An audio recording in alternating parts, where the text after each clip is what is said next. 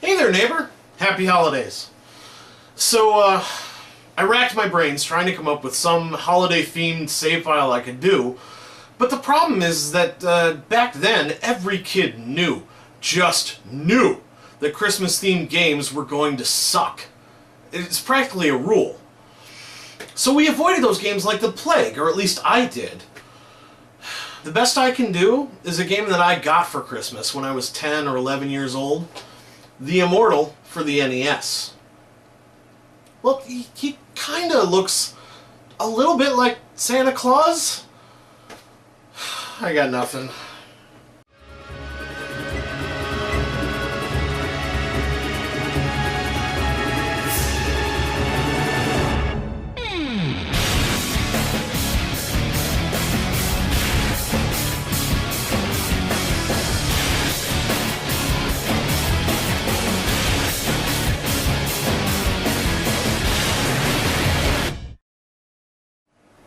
The Immortal is one of those games that sticks with you, for better or worse. It's a highly memorable game, is what I'm saying. For all the wrong reasons, but it's not a terrible game. I swear a lot when I play this game, but oh, forget it. The Immortal is evil. The Immortal was the brainchild of Will Harvey, who was supposed to be some video game auteur, but the only thing he had a part in that I recognized was Marble Madness. The Immortal was originally programmed for the Apple II GS, and would eventually be ported to the Amiga, the Atari ST, DOS-based PCs, and finally, the NES. Now, for the record, at this point in my life, I wasn't big into the sword and sorcery stuff. My father, on the other hand, was. And I'm about 98% certain it was his idea to get me this game. Still, he wasn't a gamer, so he couldn't possibly have known... Well, I don't want to ruin it for you. Let's play the game. You start out in a room, and when you approach the candle, an image of your old teacher Mortimer appears. He says, "Dunrick, you've come to save me, blah blah blah. There's just one problem. Your name's not Dunrick." Ooh. Awkward. That's one hell of a damsel in distress faux pas, isn't it?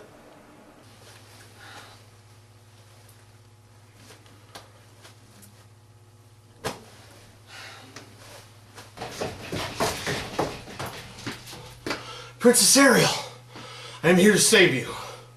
Oh, you're here to save me, Lancelot. You're my hero. That's not my name.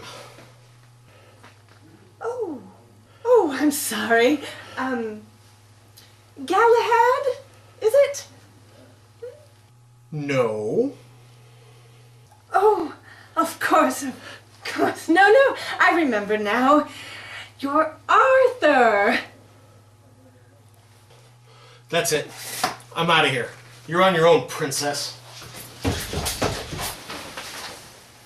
Surely you're not going to leave me here, Cecil? Watch me! But, Montgomery! The monsters will get me! Hey, bad guys! The princess is escaping, and she's delicious! Oh, crap. Hey, I wonder what's up with these weird floor tiles.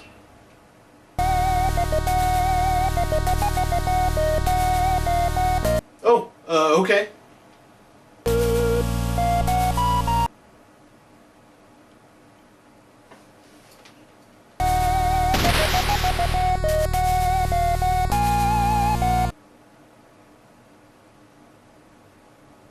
Yes, the Immortal has the ability to kill you on the very first screen of the game. Awesome. To be fair, they do warn you, but that's pretty much the last time that happens. So you find Dunrick's body, guess he didn't make it very far, and you head to the left to find some guy getting attacked by a goblin. So you interfere. Did he just vomit? Then you get into the fighting. which for the Nintendo is actually somewhat impressive. You can dodge left or right, or slash left or right. You can also thrust, but I've never found it useful. The strategy comes into play with your fatigue bar. The more attacks you do without stopping, the higher your fatigue bar goes. The slower your attacks, the more likely you are to get interrupted. You kill the goblin, and the stranger thanks you, tells you Mortimer is several levels down, gives you a key, and disappears. You use the key to open a nearby chest and find 20 gold pieces. That you'll never live long enough to spend. And you'll also find a bag of bait and a bag of bad-smelling spores. Huh. I wonder what the bag of bait does.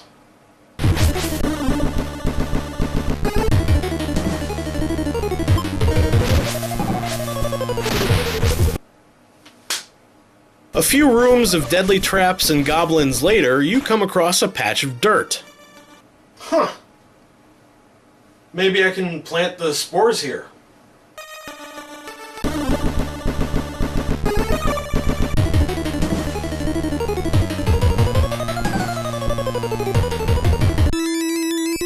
I fucking knew it! Shortly after that, you come across what appears to be a ray of light. In the previous room, you'd picked up an amulet, so you use the amulet and read the inscription.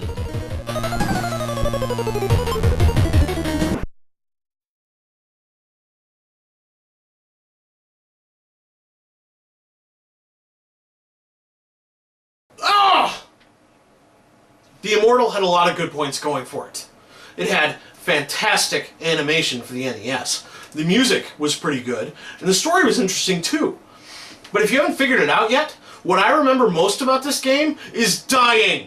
A lot. And in a lot of different ways. A lot of adventure games rely on the player to try lots of different things to eventually find the answer. You might get an oddly shaped key and try it on every door, or pick up a seed that you try to plant in every patch of dirt you see. But the Immortal says if you don't already know where and when you're supposed to use any of its many, many items, you're just dead. And you only get 3 lives, no continues. There is a password system, but it keeps track of how many lives you have left. So if you lost one on level 1, you're gonna be better off starting over and trying to get through the first level without dying at all, because you're absolutely going to need at least 3 lives just to get through some rooms, let alone the entire level. There is a port of the Immortal on the Genesis that I'm told is slightly easier, but it's also apparently a lot more gory.